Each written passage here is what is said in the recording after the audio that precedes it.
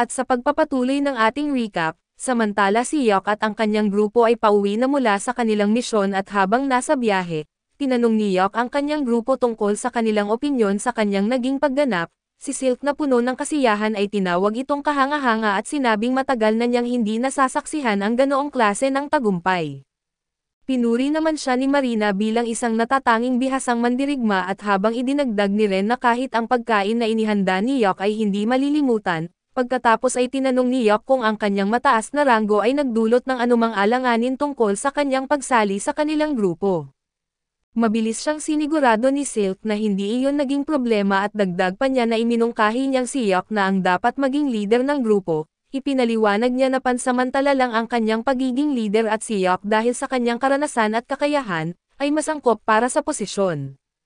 Nagulat si Yok sa mungkahi at tinanong kung bakit nila gustong siya ang mamuno at inamin din niya na hindi pa niya nararamdamang handa siyang tanggapin ang responsibilidad. Hinawakan ni Silk ang kanyang mga kamay at ipinaliwanag na si Yok ang kanilang mentor at tadhana ang nagdala sa kanya sa kanila. Sinubukan ni Yok na gawing magaan ang sitwasyon at ipinapaalala sa kanila na 2 araw pa lang siya sa grupo at sa kabila nito, nagpahayag si Marina ng kanyang pagsang-ayon at sumuporta rin si Ren na binigyang diin ang mahalagang karanasan ni Yok. Pagkatapos idineklara ni Marina na dahil opisyal na nilang pinangalanan ang kanilang grupo bilang Team Clover na natural lamang na si Yok ang maging kanilang leader, tahimik na nagmuni-muni si Yok at napagtanto niyang nasa kanyang mga balikat na ngayon ang responsibilidad ng pagprotekta at paggabay sa mga dalaga. Pagkaraan ng ilang sandali ay pumayag siyang tanggapin ang pagiging leader subalit may kondisyon na kailangang maging tapat sila sa pagsasabi kung sakaling magkamali siya. Ang kanyang pagtanggap ay nagdala ng kasiyahan at bagong sigla sa kanilang grupo. Samantala ay lumipat ang eksena sa dating grupo ni Yok na ngayon nasa gitna ng matinding labanan laban sa malaking grupo ng mga lobo. Si Simon na napapalibutan ng napakaraming halimaw ay humingi ng tulong kay Barry subalit si Barry, na abala rin sa paglaban sa maraming lobo ay sumigaw na hindi niya sila matutulungan. Walang tigil ang pag-atake ng mga lobo kaya't inutusan ni Simon ang bagong mandirigma sa kanilang grupo na pigilan ang paparating na grupo ng mga halimaw, gayunpaman ay inamin ng mandirigma na hindi niya kayang harapin ang mga ito. Naiinis na sinabi ni Simon na hindi pa siya nakakaharap ng ganito karami na lobo sa ganitong uri dati, idinagdag naman ni Barry na hirap na rin na mas malalakas ang mga lobong ito kaysa sa karaniwan at sa gitna ng kaguluhan ay nakagat ng lobo si Jamie. Mabilis na pinatay ni Simon ang halimaw at tinawag si Camila upang magbigay ng healing spell, subalit ipinaliwanag ni Camila na naubos na ang kanyang mana at habang lumalala ang sitwasyon ay napilitan si Simon na magbigay ng utos na umatras at habang tumakas, ay mahina at halos wala ng malay si Jamie sa mga bisig ni Simon. Sa desperasyon ay muling lumapit si Simon kay Camila na tinanong kung mayroon pa siyang kakayahang magpagaling at inamin ni Camila na wala na. At ipinaliwanag na si Yok ang palaging nagbibigay sa kanya ng mana at mga spells noon. Tinanong naman ni Simon si Barry na ganoon din ang sagot, si Yok ang pangunahing nagbibigay ng suporta sa kanila sa ganitong paraan at humarap si Simon sa pinakabagong miyembro nila na si Cork. Tinanong ni Simon kung mayroon bang maitutulong si Cork. Ipinakita ni Cork ang isang healing spell na nabili niya gamit ang sarili niyang pera at ipinapaalala niya sa grupo na nagkasundo silang lahat na personal nilang responsibilidad ang kanilang mga potion at spell. Naiinis at nababahala sa kritikal na kalagayan ni Jamie na iginiit ni Simon kay Camila na ihanda ang sarili upang gamutin si Jamie sa oras na bumalik ang kanyang mana. Samantala si Yok at ang bago niyang grupo ay nagdiriwang ng kanilang tagumpay. Ipinabatid ni Yok na naiulat na niya sa guild ang kanilang mga nagawa at kumita sila mula sa pagbenta ng mga labi ng mga halimaw. Tinanong niya kung paano nila karaniwang hinahati ang kanilang kita. Ipinaliwanag ni Silk na iniipon nila ang kanilang pera sa isang pondo dahil nagtitipid sila upang makaupa ng bahay ng sama-sama. Balak nilang umalis sa tinutuluyan nilang at sumang-ayon si Yok sa kanilang plano at sinigurong ang kanyang pagsali sa grupo ay hindi makakasagabal dito. Hinimok pa silang ipagpatuloy ang kanilang kasalukuyang sistema. Samantala sa grupo ni Simon ay tumitindi ang tensyon at ipinahayag ni Simon ang kanyang galit, binanggit na hindi pa sila nakakaranas ng ganitong nakakahiyang pagkatalo mula noong itinatag ang kanilang grupo. Sinisi niya si Cork sa kanilang kabiguan at inakusahan itong hindi handa para sa labanan. Sinalungat ni Barry ang pahayag ni Simon at sinabi niyang kasalanan din ito ni Simon dahil hindi niya nabigyan ang grupo ng maayos na depensa. ipinagtanggol ni Cork ang sarili at iginiit niyang dapat ginamit ng grupo ang mga espesyal na spell na inihanda para sa mga emergency. Sa galit ay tinanong ni Simon kung bakit hindi niya ginamit ang mga ito na para bang siya ang ugat ng kanilang problema. Gulat sa akusasyon ay nahirapang sumagot si Cork at sumali si Barry sa usapan, inakusahan si Cork na iniiwasan ang responsibilidad at sinisisi ang iba sa kanyang kakulangan. Sa wakas sa labis na galit ay sumabog si Cork na tinawag na walang kakayahan ang buong grupo at idineklara na ito na ang huling araw niya kasama sila. Umalis si Cork ng galit at sumisigaw habang naglalakad palayo, na nakaagaw ng pansin ni Yok na nagkataon na nasa malapit. Napansin ni Yok ang dati niyang grupo at nagtataka kung bakit naroon sila at habang humuhupa ang kaguluhan ay tumingin si Marina kay Silk at nagtanong kung ano ang plano ng kanilang grupo para sa susunod na araw. Buo ang tiwala ni Silk nang sumagot na susundin nila ang utos ng kanilang leader at magpapahinga ng 2 araw pagkatapos ng bawat laban. Nagtanong si Marina kay Yok tungkol sa kanyang mga plano para kinabukasan ay ipinaliwanag ni Yok na balak niyang mamili ng mga kailangang gamit at gamitin ang abo mula sa kanilang huling laban upang gumawa ng mas maraming banal na tubig. Humanga si Ren sa kanyang pagiging bihasa at nagkomento na kahanga-hanga ang kanyang kakayahan sa alchemy, sabay amin na medyo naiinggit siya at tumugon si Yok na maraming tao na ang nagsabi sa kanya na hindi dapat maging adventurer ang mga alchemist. Pero palagi niyang sinusunod kung ano ang mahal niya. Ipinaalam din niya sa grupo na magtatagpo sila sa guild sa darating na Martes upang pag-usapan ang kanilang susunod na misyon. Makalipas ang ilang sandali ay ipinakita sa malaking screen ang naitalang laban ni Yok, na nagdulot ng tuwa sa grupo nang makita nilang mabilis na nakakuha ng atensyon ang video. Masiglang inanunsyo ni Silk na umabot na ito ng halos 6,000 views at mapagkumbabang sinabi ni Yok na malamang na mga baguhan ang mga nanonood, dahil madali lang talunin ng mga bihasang mandirigma ang ganoong halimaw mula sa malayo. Samantala habang pinapanood ang video ay nagkomento si Barry na naging mayabang na si Yok at sumang-ayon si Simon, sinabing ang panahon ni Yok sa mas mababang ranggong grupo ay tila nagpaangat ng kanyang ego at balik naman sa pagdiriwang. Pinagtimpla ni Ren si Yok ng inumin habang idineklara ni Marina na dapat nilang ipagdiwang ang tagumpay nila. Nahihiya na iginiit ni Yok na hindi naman kailangang magdiwang subalit iminungkahi na mag-toast na lang sila para sa Team Clover at ang kanilang magandang kinabukasan, habang nagdiriwang ang grupo na isang lalaki sa likuran ang nakatingin kay Yok ng may galit, at pabulong na nagmumura sa kanyang sarili. Galit na tinanong ng lalaki kung sino sa tingin ni Yok ang kanyang sarili at kinabukasan ay bumisita siya sa guild habang malalim na nag-iisip tungkol sa kanilang susunod na misyon. Lumapit ang receptionist ng guild at nagtanong kung kailangan niya ng tulong. Ipinaliwanag ni Yok na naghahanap siya ng misyon na sapat ang hamon upang mapaunlad ang kakayahan at ranggo ng 3 B-rank na dalaga, ngunit sapat pa rin para sa kasalukuyan nilang kakayahan. Itinuro ng receptionist ang isang misyon na tila simpleng-simple kaso nakalabel bilang S-rank, naguguluhan kaya't tinanong ni Yok kung bakit napakataas ng pagkakaklasipika ng ganoong klaseng gawain. Binanggit niyang mukhang kaya itong gawin ng kahit isang D-rank na grupo. Pinaghinalaan niyang may nakatagong panganib dito at kinumpirma ng receptionist ang kanyang hinala at ipinaliwanag na ang misyon ay nangangailangan ng pagharap sa isang malaking makapangyarihang halimaw na napakahirap talunin. Habang iniisip ang mga opsyon ay napagtanto ni Yok na ang matagumpay na pagkumpleto ng ganitong klaseng misyon ay hindi lang magpapahusay sa kakayahan ng kanilang grupo, kundi maaari rin nilang mapataas ang kanilang ranggo at di nagtagal ay dumating ang iba pang miyembro ng grupo at masiglang binati ni Marina si Yok, na mainit namang gumanti ng pagbati.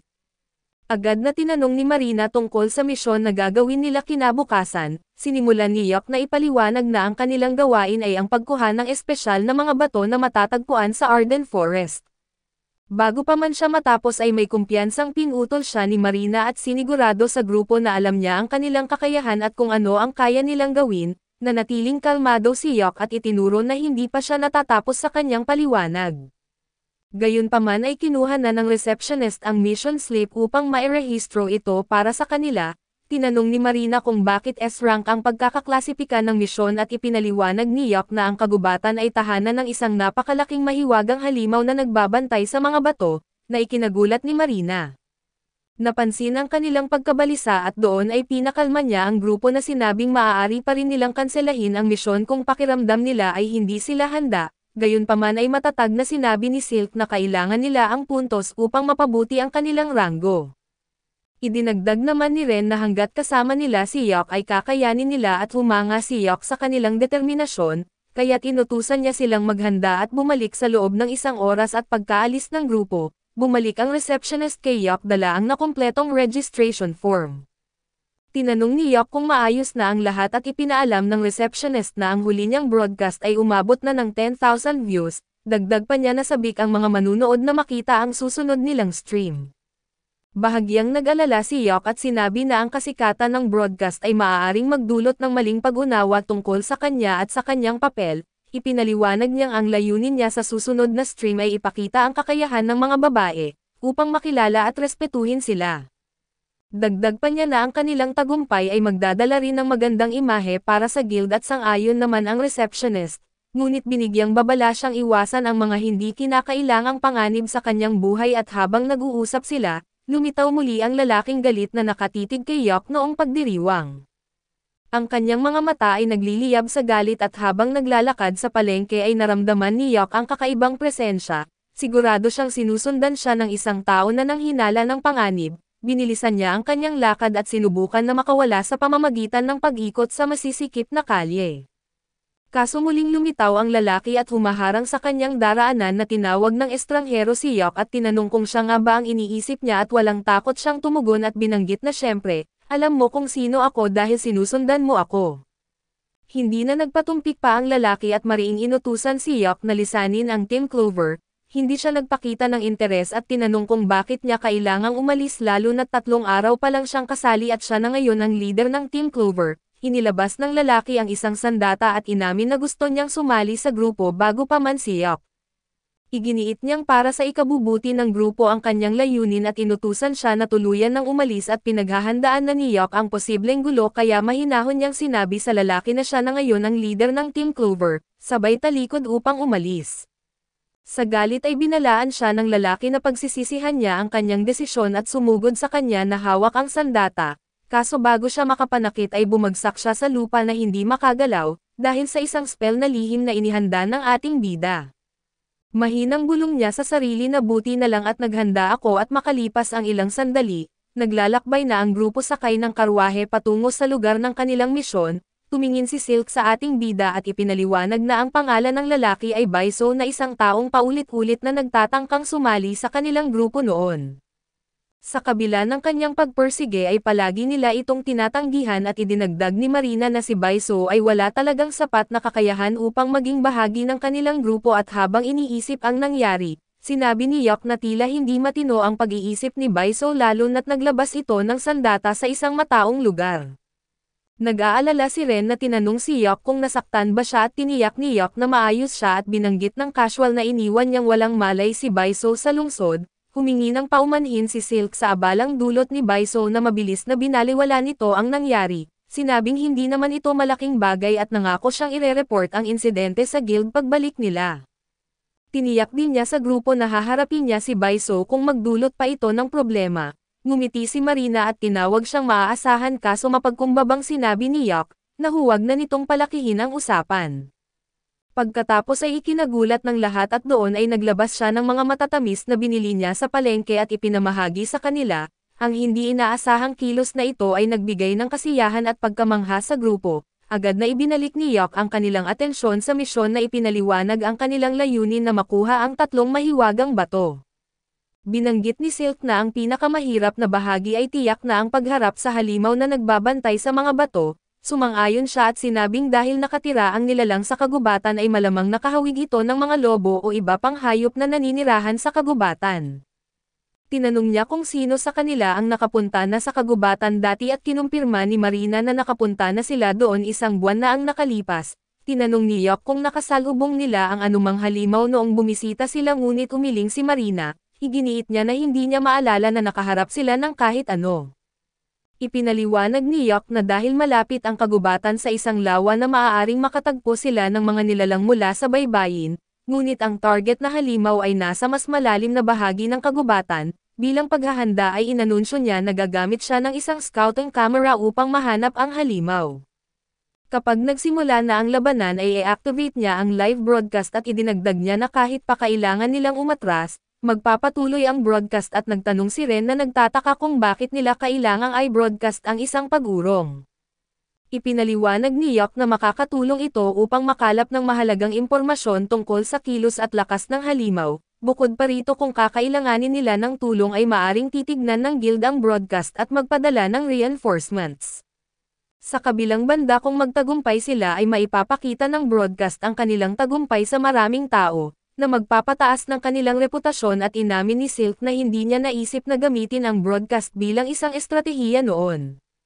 Biglang binago ni Ren ang usapan at sinabi na sana ay bumili siya ng bagong damit para sa mahalagang araw na ito at biniro naman siya ni Silk. Iginiit na mas mabuti sana kung mas naglaan siya ng oras sa pag-aayos ng kanyang buhok.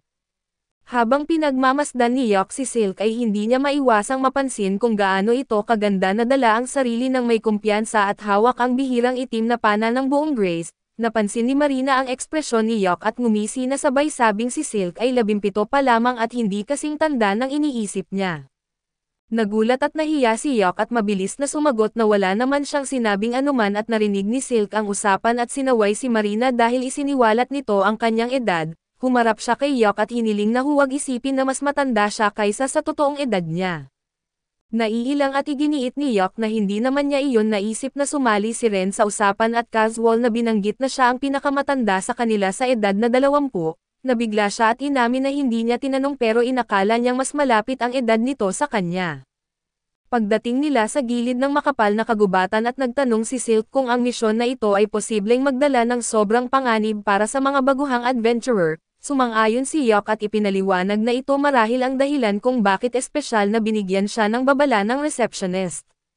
Muling ipinaliwanag niya na kung sa anumang oras ay maramdaman nilang masyadong delikado ang sitwasyon, dapat silang umatras ng walang pag-alinlangan at nang ilunsad ang scouting camera. Ngumiti siya at binanggit na simulan na nila ang kasiyahan.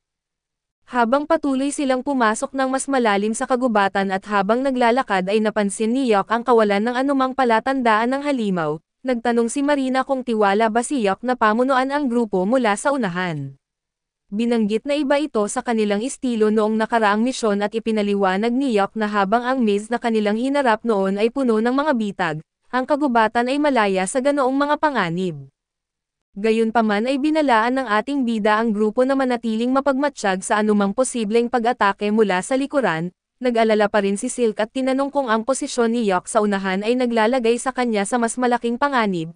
Tiniyak niya na ligtas siya dahil sa kanyang protective armor na mahirap mabutas o masira ng seryosong pinsala. Habang naglalakad ay binanggit ni Silk na nakarinig siya ng mahinang tunog at sinabi ni Yok na iyon ay malapit na talon at umaasang makakarating sila roon ng ligtas. Ngunit ang katahimikan ay hindi nagtagal at sa di kalayuan ay nagsimulang umuga ng malakas ang lupa.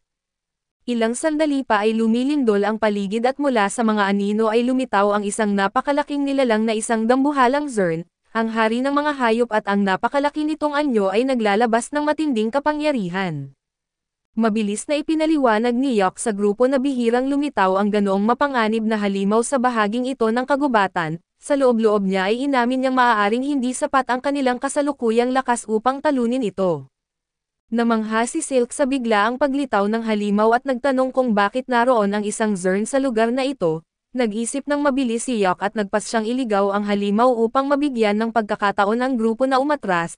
Inutusan niya ang grupo na ang live broadcast ay mag-aalerto sa guild kaya't makakaasa sila ng mga reinforcements na darating sa kanilang lokasyon. Itinalaga niya si Silk bilang pansamantalang leader at iniatang sa kanya ang responsibilidad na panatilihing ligtas ang grupo. Gayunpaman ay tumanggi si Marina na umalis at lumapit siya at idineklara na hindi niya iiwan si Yok. Hinimok niya siya na magtuon ng pansin sa pag-iwas at pag-abala sa halimaw habang siya ay susubok na tagpasin ang ulo nito. Napukaw sa determinasyon ni Marina na sinabi ni Ren na ang Zern ay magiging perpektong trepeo para sa kanilang grupo at sinimulang ihanda ang kanyang mga spell. Bilang pansamantalang leader ay iminungkahi ni Silk na gamitin ang mga likas na hadlang sa kagubatan upang pabagalin ang kilos ng halimaw. Nakita niya ang determinasyon sa mukha ng kanyang mga kasama kaso muli niyang binalaan ang grupo na masyadong mapanganib ang Zern para sa kanilang kakayahan, gayunpaman ay matatag na tumutol si Marina na sinabing kung mapanganib para sa kanila ang laban ay ganoon din ito para sa kanilang leader. Napagtanto niyang hindi niya sila makumbinsing umatras kaya't nagdesisyon si Yok na ituloy ang laban. Nagcast siya ng spell upang palakasin ang depensa ng grupo, at binibigyan sila ng mas malaking pagkakataon na lumaban.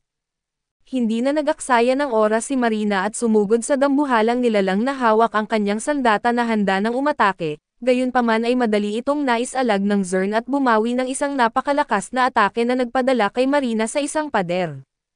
Alerto ngunit nananatiling nakatuon na mabilis na nagsimulang mag-cast si Yok ng mga offensive spell upang pahinain ang halimaw, subalit sa kanyang pagkadismaya ay halos walang epekto ang mga spell sa matibay na balat ng halimaw. Napagtanto niyang kakailanganin ng laban ang higit pang pagsisikap at mas masusing estratehiya kaysa sa kanyang inaasahan, kaya't muling pinag-isipan niya ang kanilang diskarte. Sa kabila ng malakas na impact at pilit bumangon si Marina ay determinado at walang balak sumuko. Tinawag niya si Yok at idineklara na handa na siyang umatake muli at nakita niya ang kanyang determinasyon at inutusan siyang bilhan siya ng oras habang naghahanda siya ng isang mas malakas na spell na kayang baguhin ang takbo ng laban.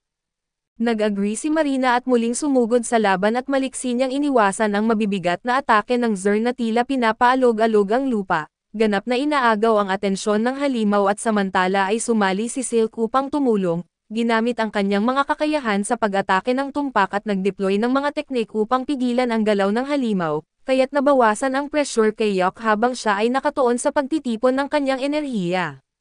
Sa wakas ay halos handa na ang spell nito at tinawag niya si Marina na binabalaan itong umatras kaagad at habang naiwasan ni Marina ang isa pang malakas na hampas mula sa halimaw, mabilis siyang umatras sa ligtas na lugar at kasabay nito ay pinakawalan ni Yok ang kanyang atake.